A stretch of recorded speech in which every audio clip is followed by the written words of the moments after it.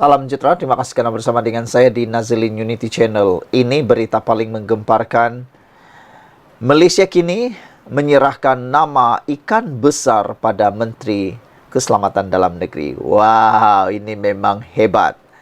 Malaysia kini menyerahkan 3 nama yang didakwa sebagai ikan besar di sebalik sindiket visa perubatan untuk membawa masuk warga asing ke negara ini. Nama-nama itu diserahkan di bangunan Parlimen di Kuala Lumpur petang ini kepada Menteri Dalam Negeri Saifuddin Nasution Ismail susulan permintaannya semalam.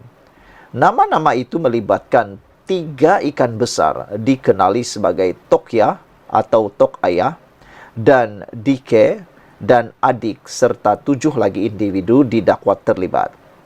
Daripada 7 nama itu, 4 nama daripada Jabatan Immigration, seorang dari Kementerian Pelancongan Seni dan Budaya, dan 2 lagi dari SPRM, termasuk seorang yang telah meninggal dunia.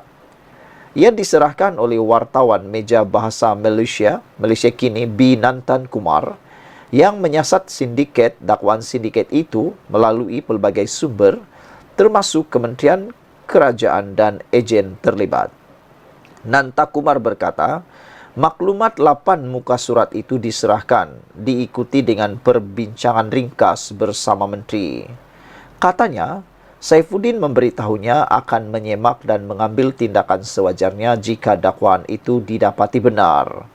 Semalam, Saifuddin menggesa, Malaysia kini membekalkan pihak berkuasa dengan 3 nama yang didakwa sebagai ikan besar di sebalik visa perubatan yang berjalan seiring dengan counter setting.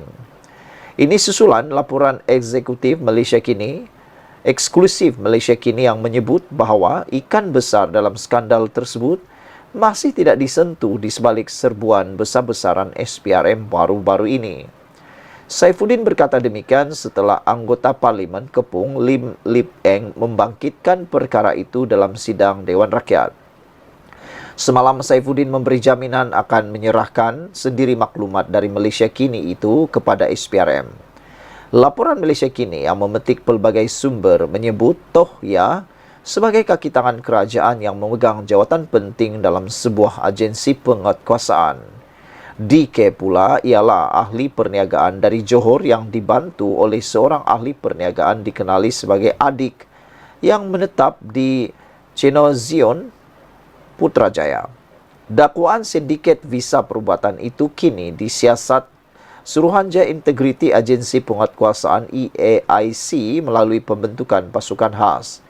Sindiket itu dikatakan membawa masuk warga asing atas alasan mendapatkan rawatan perubatan, tetapi akhirnya menjalankan kegiatan lain seperti bekerja. Malah, dakwa sumber ada terlibat dengan kegiatan skam atau penipuan dengan bantuan orang tempatan. Ketua Pesuruhjaya SPRM Azam Baki bagaimanapun hari ini berkata dia tidak pernah mendengar tentang 3 nama yang disebut sebagai ikan besar itu. Katanya setelah menyemak dengan pegawainya, dia diberitahu bahawa kod nama ketiga-tiga ini tiada kena mengena dengan counter setting. Setakat ini SPRM menahan 60 individu termasuk 50 pegawai agensi penguatkuasa yang disyaki terlibat dalam kegiatan counter setting di pintu masuk negara sejak 20 Ogos lepas.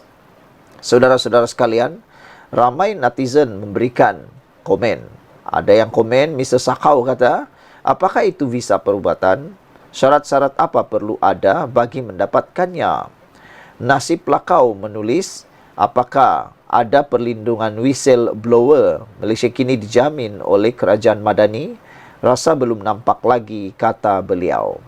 Harap-harap apa yang terjadi selepas ini seperti yang kita sangka, SPRM akan mengambil siasatan dan kerajaan akan melakukan siasatan. Sekian dulu untuk kali ini. Jangan lupa tinggalkan komen Anda. Salam sejahtera. Ini pendedahan paling mengejutkan di Parlimen. Isu GISBH. Adakah pegawai kerajaan dan ahli politik terlibat dalam GISBH? Ini respon menteri. Sebelum kita dengar apa respon menteri itu, jom kita dengar, kita tengok Apa reaksi netizen tentang isu ini? Dalam beberapa komen, perbualan netizen, khususnya para pengulas politik dan juga pemerhati politik, mereka kata mereka heran bagaimana GISBH seakan-akan terbiar lama, bergerak bebas dan tiada satu orang pun yang terhidu perkara itu.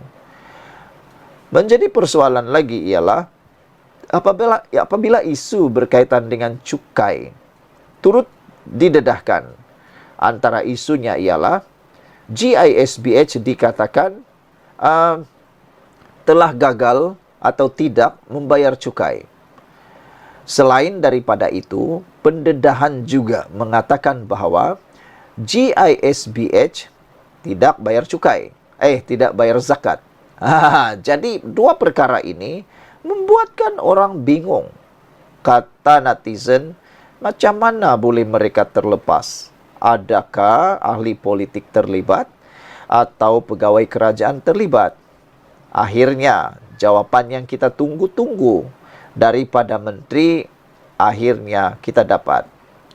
Kerajaan tidak bercadang menubuhkan Suruhanjaya Siasatan Diraja RCI berhubung dakwaan kemungkinan ada pegawai kerajaan dan pemimpin politik bersubahat dengan Global Ikhwan Services and Businesses Holdings dan Berhad GISBH. Menteri Dalam Negeri Datuk Seri Saifuddin Nasution Ismail berkata, ini kerana tiada bukti kukuh yang boleh mengaitkan pegawai kerajaan dengan organisasi berkenan. Menurutnya, Polis Diraja Malaysia PDRM perlu diberi ruang dan kepercayaan yang tinggi, memandangkan siasatan dan operasi masih berjalan bagi menjejak saki-baki kelompok tersebut. Selain itu, berdasarkan siasatan PDRM sehingga hari ini, tiada sebarang bukti kukuh yang boleh mengaitkan pegawai kerajaan dan pemimpin politik terlibat atau bersubahat dengan GISBH, katanya. Beliau berkata demikian dalam jawapan bertulis bagi menjawab soalan Lim Lip Eng, PH Kepung, sama ada terdapat pegawai kerajaan atau pemimpin politik terlibat atau bersubahat dengan GISBH, serta adakah Suruhanjaya Siasatan Diraja diperlukan berhubung jenayah yang dikaitkan dengan organisasi berkenan.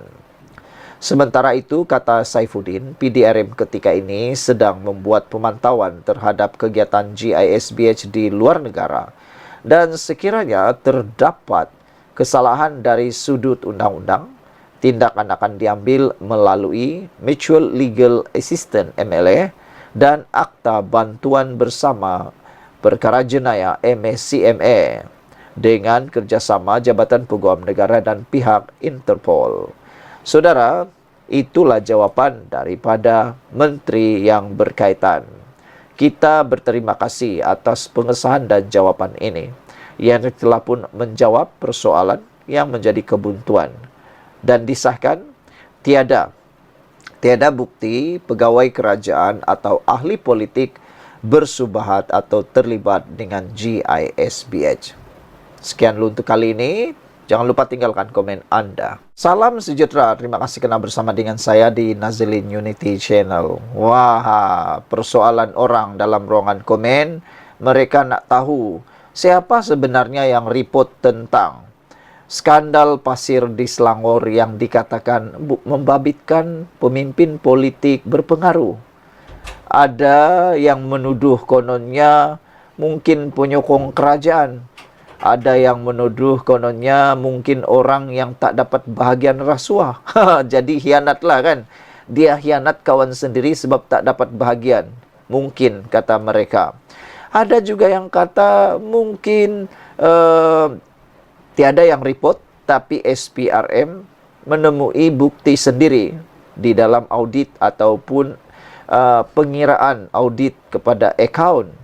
Dan ada juga yang kata bahawa mungkin laporan itu dibuat sendiri oleh MBI.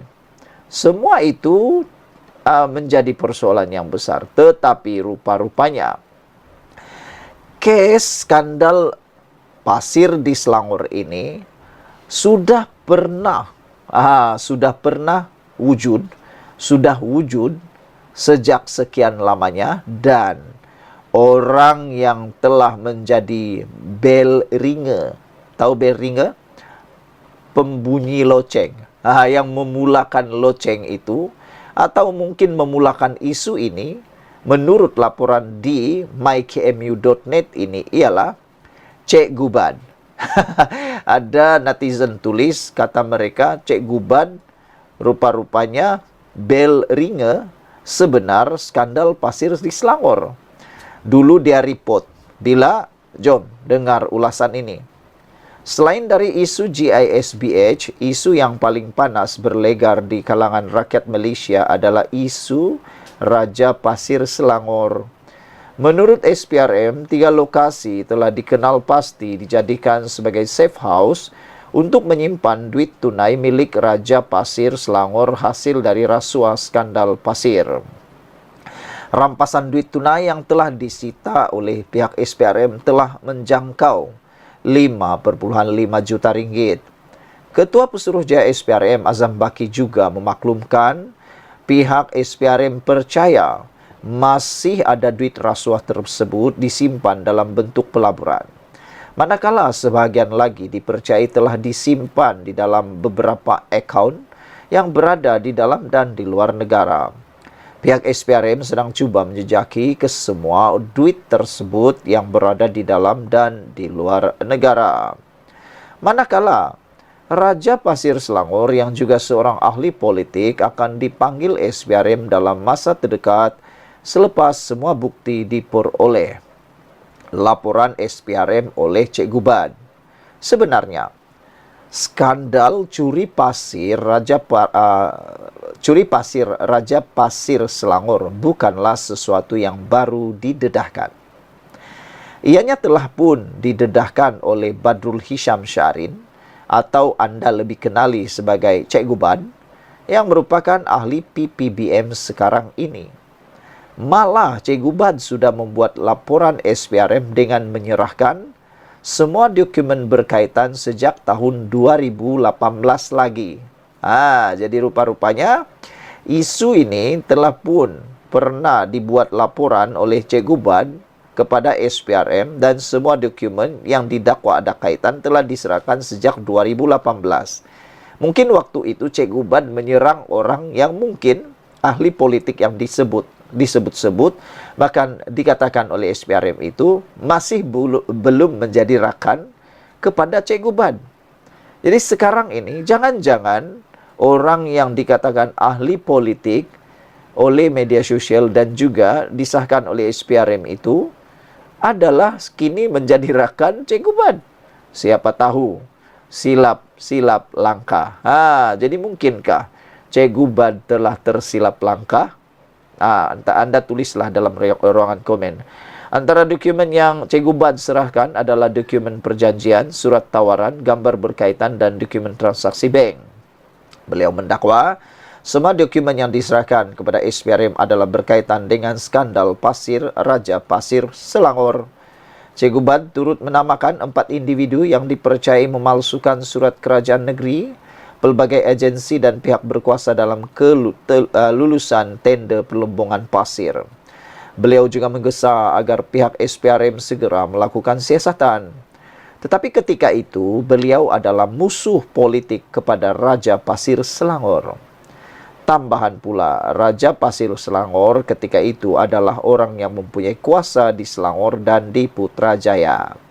Jadi, mungkin ketika itu SPRM menghadapi tekanan politik hingga menyebabkan siasatan tertangguh. Tetapi kini, pastinya, Cik Guban tersenyum lebar dan rasanya sudah boleh sedekah pisang di masjid. Tahniah Cik Guban kerana telah menjadi bell ringer sebenar skandal pasir Selangor.